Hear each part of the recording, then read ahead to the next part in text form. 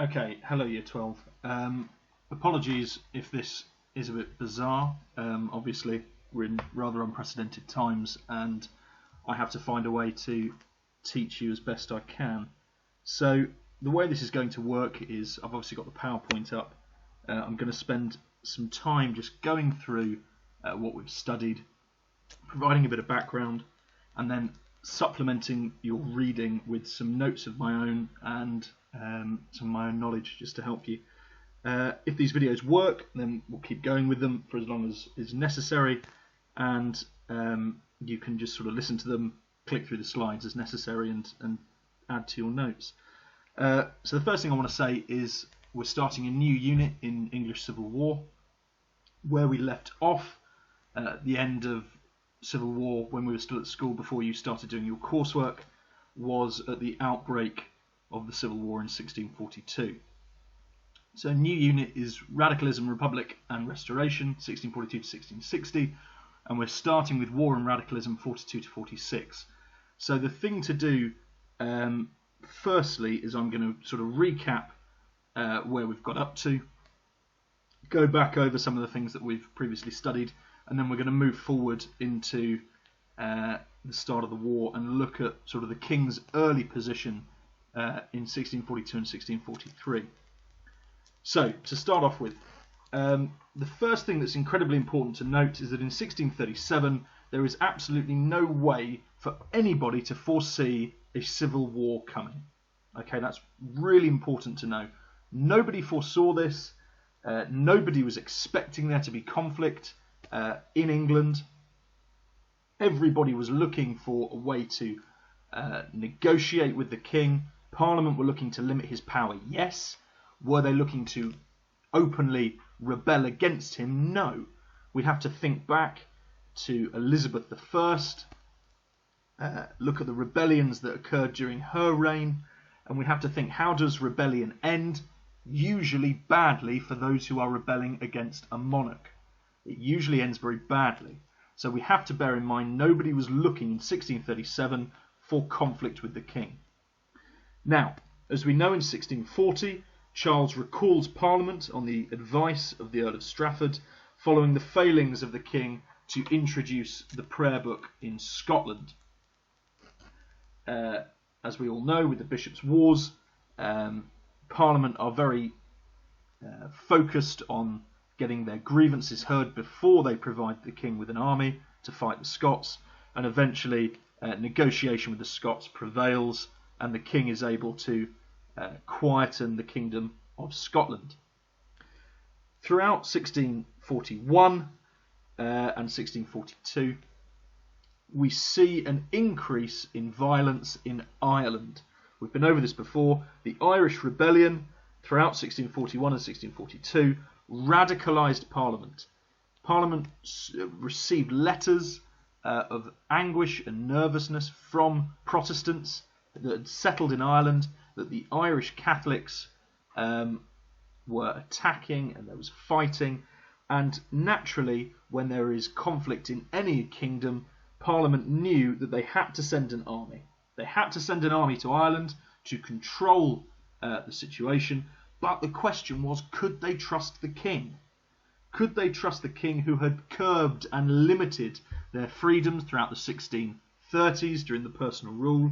And the answer was no, not really.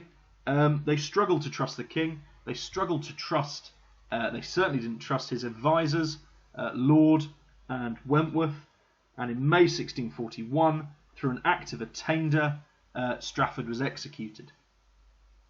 When we get to December 1641, specifically December 7th, the Militia Bill is introduced by Sir Arthur Haselrig, and make important note of the word bill. It is a bill at this point. It is not an act of Parliament. What a bill would do, the Militia Bill, it would remove the king's power to summon a militia. Remember, there's no standing army at this point. The king calls armies as and when he needs to from the locality. He will normally appoint a member of the gentry to run the militia, and the men that work the land that the gentry is from in the surrounding area will be called up to bear arms on behalf of the king. This bill, the Militia Bill, would remove the king's ability to summon that militia, and it would give Parliament the power to appoint military commanders, effectively allowing Parliament to place people they trust in control of any army. Naturally, Charles is angered by this. It is a curb on his constitutional right as monarch, and he quite clearly sends his disapproval to Parliament. Following on from the Militia Bill, which is debated at this time, it's not passed and enacted into law, it's not voted on, it's just being debated. John Pym introduces a Grand Remonstrance. A remonstrance is a list of grievances, and it is a remonstrance, an indictment of Charles I's mismanagement and his wrongdoing. John Pym's aim in introducing this was to help limit the power of the king by basically putting forward a big list of everything he'd ever done wrong. The unintended consequence of this was it fractured Parliament. Note that down, please, somewhere. It fractured Parliament. Up until this point, Parliament were united in their opposition against Charles. When the Grand Remonstrance was introduced, there was a fracture. There was a split in support. Some said that John Pym had gone too far. King Charles I thought that John Pym had gone too far, and on the 4th of January 1641, Charles attempts to arrest 5 members of Parliament who he believes are seditious and who are leading the attack on him. These members of Parliament escape. They get word of the king's impending arrival. They escape downriver. Obviously, as we remember, Charles bursts into the Commons. He breaks parliamentary privilege, the right to sit in silence and in isolation from the king. And this leads to protests and anger amongst the London mob. Remember, the political nation in London are called the London mob, and many Londoners believe that the king has overreached his power, he's broken parliamentary privilege, and they are quite angry with him. Following this, Charles leaves London. He heads north towards York. His wife, Henrietta Maria, leaves for France, where she goes to rally support for an army, a royalist army. She goes to rally funds. She speaks to her brother, who is by this point king. She's after money. She's after weapons for a royalist army. And what is often overlooked is that there are some MPs who leave London. Very quietly, a group of MPs return to their estates. They quietly disappear from London, and they are the MPs who eventually come to support the royalist cause. They are the ones that champion Charles. They are the ones whom John Pym turned against him. They were part of that fracture split in Parliament. By 1642, we've arrived in 1642 now, the Militia Ordinance is passed, and this is not the Militia Bill. For a bill to become an Act of Parliament, it must have the King's assent. An ordinance, however, is different. It allows Parliament to act without the assent of the King. And the Militia Ordinance, very much like the Militia Bill, gives Parliament the right to appoint military commanders and raise an army. However, they don't do it straight away. They have this power, but they are still looking to negotiate with Charles to avoid conflict.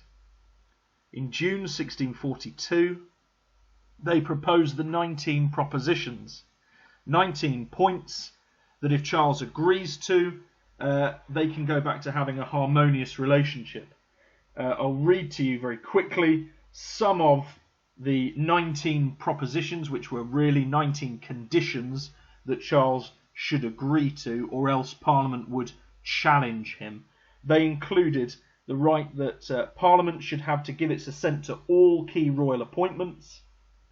Parliament would take on responsibility for educating the royal children and for arranging their marriages, which was, by the way, not uncommon. All royal marriages at this time were arranged.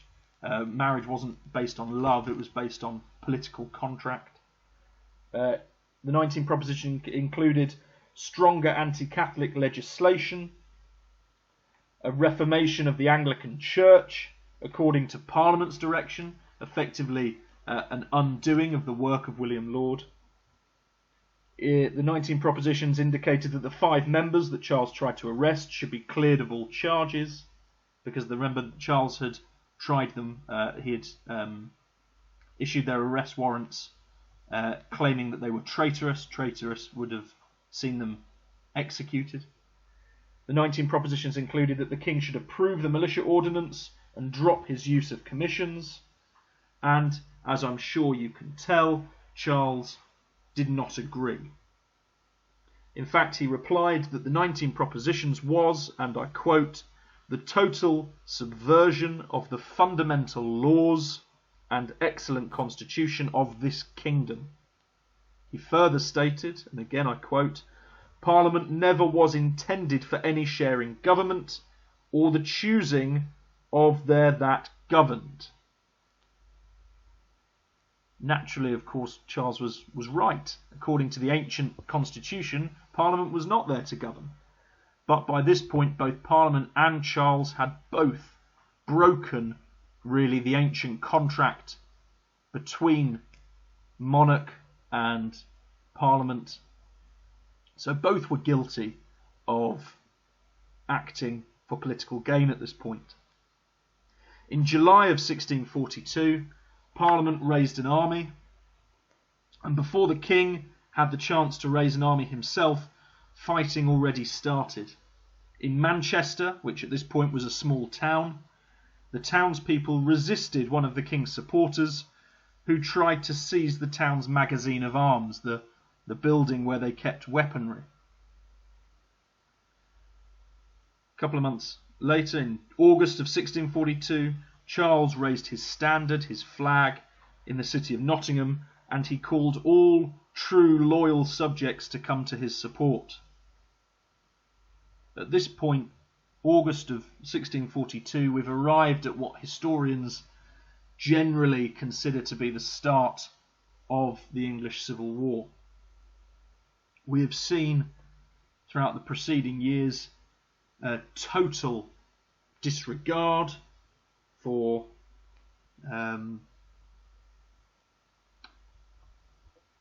neutrality, a total disregard for compromise on behalf of both the king and Parliament.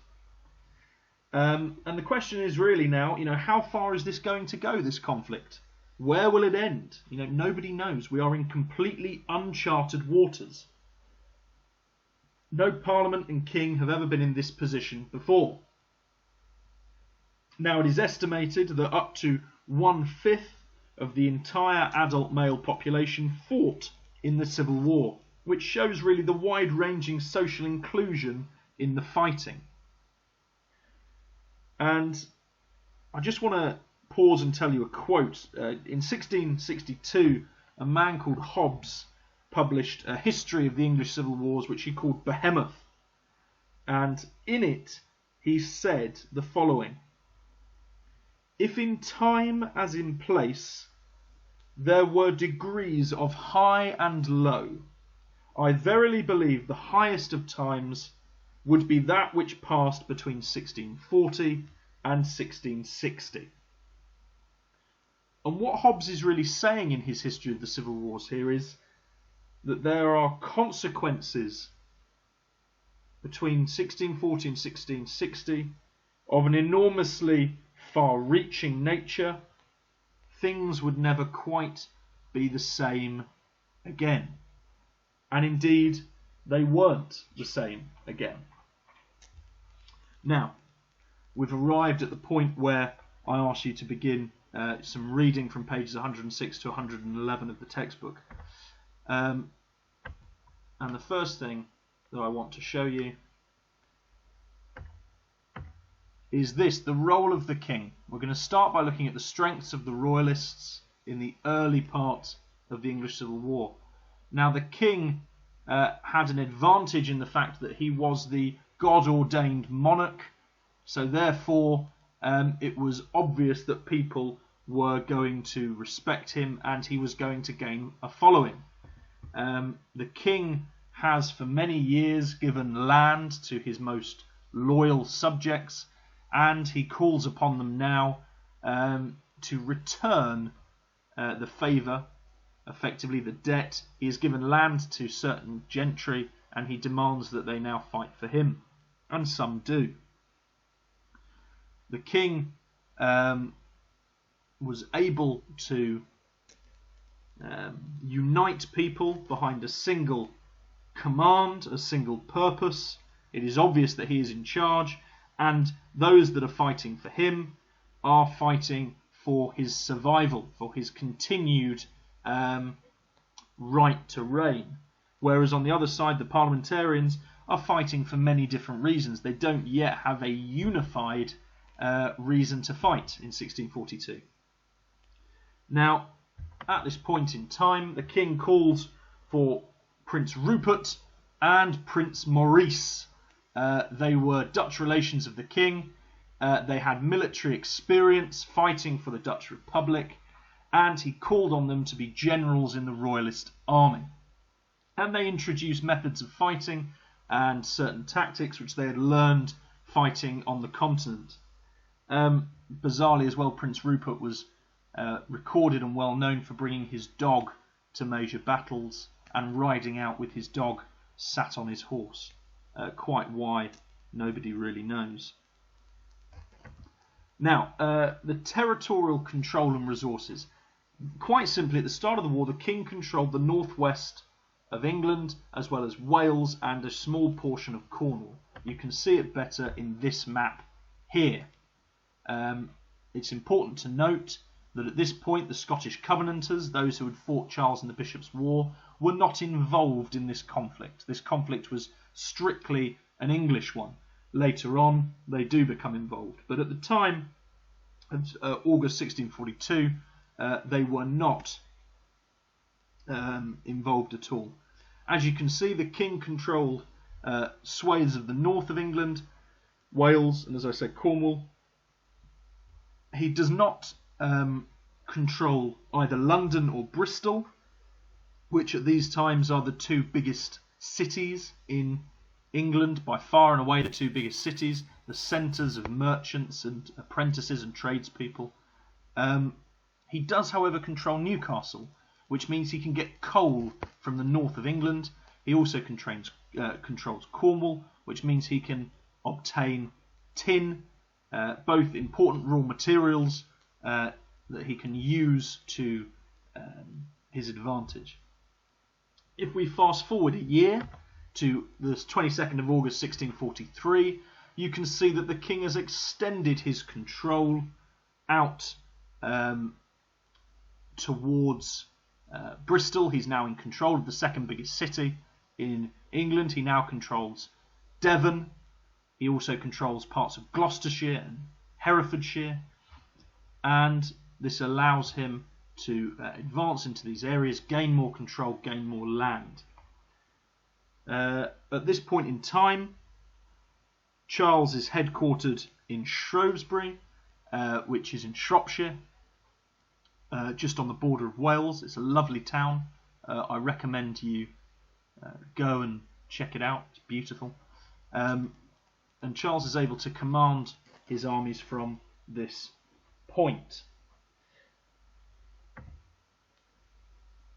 Just cracking on here, the role of the king.